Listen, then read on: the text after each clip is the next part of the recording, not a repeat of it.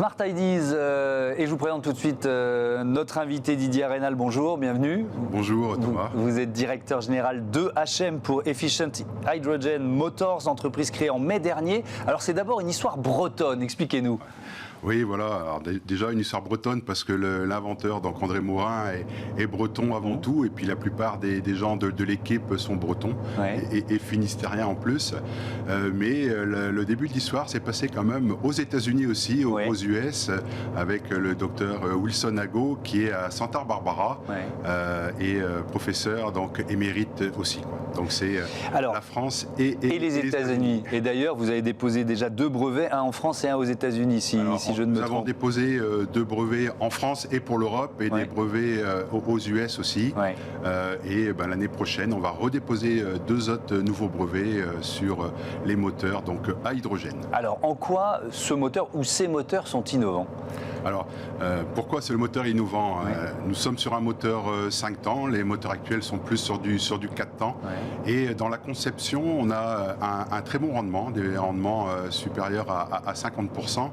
Et nous avons conçu donc le moteur à partir d'une feuille blanche pour l'hydrogène et entièrement pour l'hydrogène, parce que l'hydrogène a vraiment des qualités et des spécificités que n'a pas le pétrole autrement. Ouais. Vous êtes dans une stratégie de rétrofit, alors il faut réexpliquer peut-être ce que c'est, c'est-à-dire quoi ? Vous allez remplacer les moteurs existants par vos moteurs hydrogène ? C'est ça l'idée ? On est avant tout donc, dans la transition énergétique. Ouais. Donc, on part du principe qu'un camion et un bus a déjà beaucoup de carbone embarqué. Ouais. Donc, pour éviter de refaire du carbone pour faire du nouvel acier, on garde l'acier existant et on enlève le moteur existant du camion et on remplace par notre nouveau moteur. Ouais. On rajoute des bonbonnes d'H2 et de l'électronique et le camion ou l'autocar peut repartir à la route. Ouais.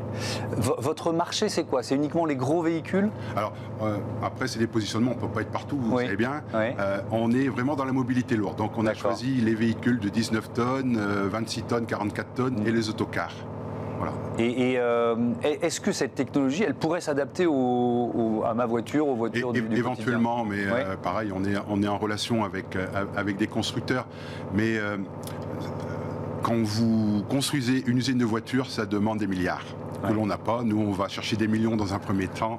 Voilà, Et donc, vous êtes d'abord sur la mobilité lourde. Si on compare l'avantage de l'hydrogène par rapport au thermique existant ou par rapport à l'électrique, parce que c'est ça votre combat aujourd'hui. Voilà. Alors, par rapport au thermique existant, il n'y a pas photo. Aujourd'hui, les moteurs diesel polluent ou moteurs essence, ça pollue. Donc là, il n'y a pas photo. Ouais.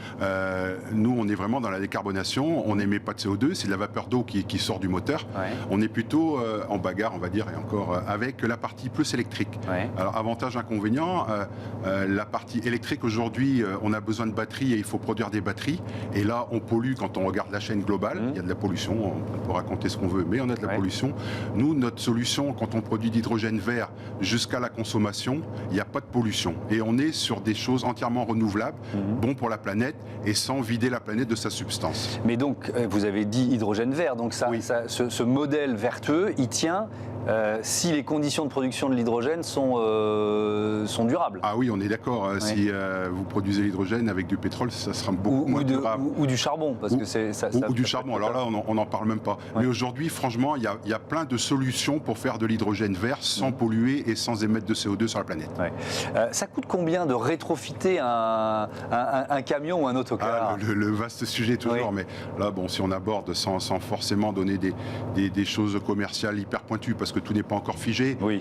Mais si on parle d'un camion, par exemple, on serait entre 100 et 130 000 euros à peu près le camion à l'hydrogène. Et sur un autocar, c'est entre 150 et 200 000 euros à peu près, quoi. Et donc, par rapport à un neuf alors, un neuf hydrogène, c'est entre 500 000 et 600 000. Ouais. Voilà. Un neuf électrique, c'est entre 200 et 300 000. Donc, on serait entre 2 à 3 fois moins cher par rapport à... Voilà. Donc, voilà, ça nous donne un ordre d'idée. Merci beaucoup. On vous souhaite le meilleur. Toute jeune entreprise créée au mois de mai dernier. EHM. Merci Didier Arénal. Voilà, c'est la fin de ce numéro de Smart Impact. Merci à toutes et à tous de votre fidélité à Bismart, la chaîne des audacieuses et des audacieux. Salut.